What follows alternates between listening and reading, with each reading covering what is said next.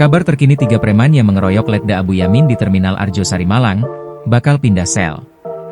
3 tersangka pengeroyokan terhadap perwira TNI AL, Letda Abu Yamin, masih berada di sel tahanan Polda Jatim. 3 tersangka itu adalah MA, DS, dan MNH.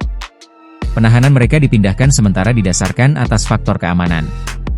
Sebelumnya, Polresta Malang Kota menyatakan bahwa meski tersangka dipindah sementara ke Polda Jatim, namun penanganan perkara tetap ditangani oleh Satreskrim Polresta Malang Kota. Dan pada Selasa, 1 Juli 2025, Polresta Malang Kota bakal menarik kembali ketiga tersangka untuk dititipkan di Lapas Kelas 1 Malang. Humas Lapas Kelas 1 Malang, Hamlana mengaku, belum ada informasi apapun terkait tersangka pengeroyokan Letda Abu Yamin yang bakal dititipkan. Kami belum terima.